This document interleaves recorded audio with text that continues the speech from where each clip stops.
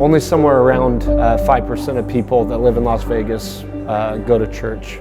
And so in 2 million people, 100,000 go to church. And I know in the kingdom, church planting is one of the best ways to reach those farthest from God. That's what the statistics tell us. And so I feel like we're in this such a vital and important moment right now that we have for the next maybe a couple of years, where we get to be the new people, we get to be the fresh thing, and really make an impact on this city and what we're trying to do for the kingdom.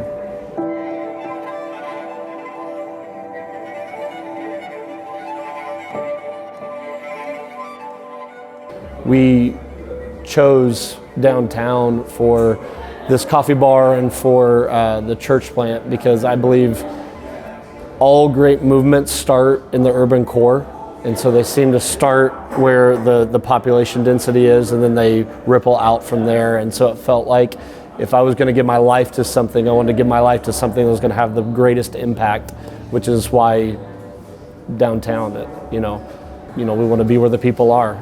Instead of setting up shop and saying, "Hey, come out to us in the burbs," we want to go where people already are, where the movers and shakers already live, and be a part of that. When we decided to start the coffee bars, I started thinking, what can we call it? And I remember going into our staff one day and I said, guys, I think I got it. That I want us to be called C3, and I want it to reflect 3 different things: coffee, community, and conversation.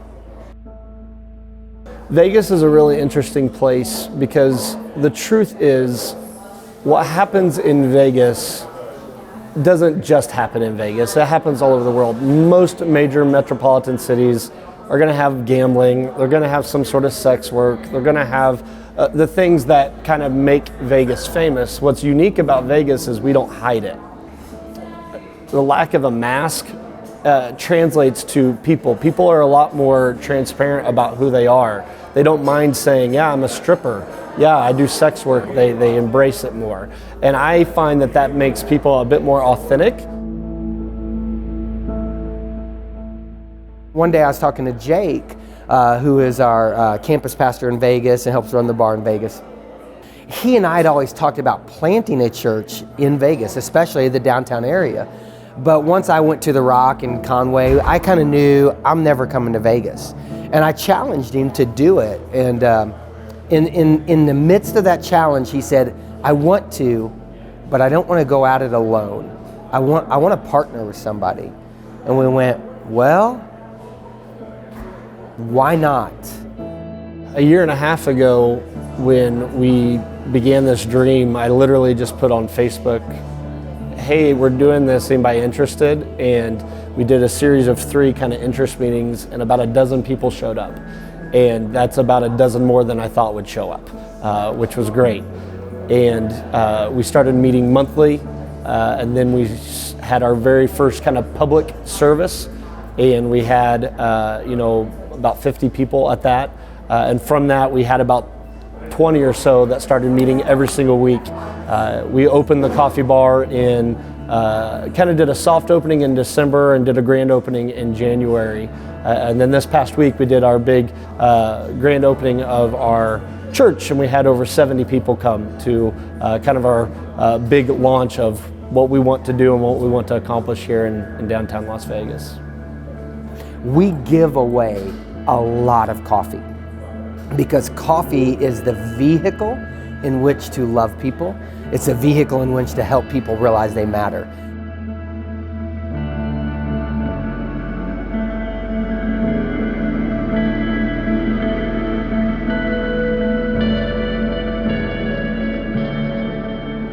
Some of the ways that we're partnering with our community, 3 times a year we do this thing called the Laundry Project, and it's where we show up at one of the coin-operated laundromats and we say, "Hey, for the next few hours, anyone that shows up here, we're going to pay for your laundry." They say that being able to do that for a family could free up somewhere around 30 or 40% of their budget for that week. And so by paying for their laundry, and probably what we have found when we show up, they usually run home then and grab their sheets and their towels and the things that don't get washed all that often. And so they can come and do that. And even if that only happens 3 times a year, we're able to provide that for them and free up that money to maybe catch up on a bill or buy some shoes for their kids or something that they wouldn't normally be able to afford, but now they can. We really want to give them a hand up and just not a hand out. And so that's those are some of the things that we're able to do because of what the coffee bar does. People ask all the time about our slogans, our mottos around here. You know, you got drink coffee, do something.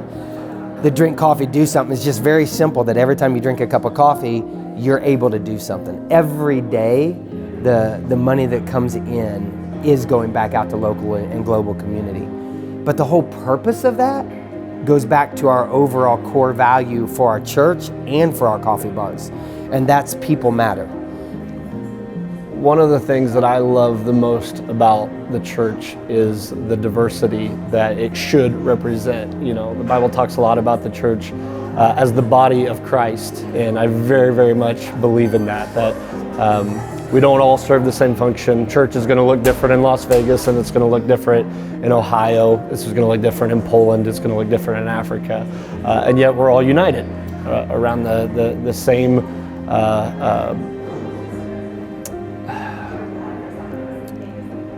the same mission, and that mission is ultimately that people matter to God.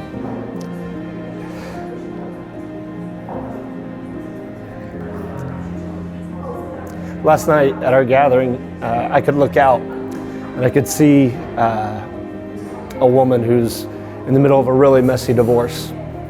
And I could see a woman who had been sex trafficked. We had a couple homeless people there.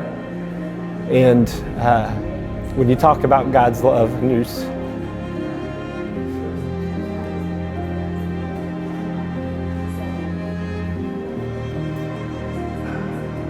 to know that some people have never heard that they matter, that they have value and worth. And being able to communicate that is such a privilege and an honor. It's also so heavy because you don't know how many opportunities you're going to have to do that. And you want to make it count.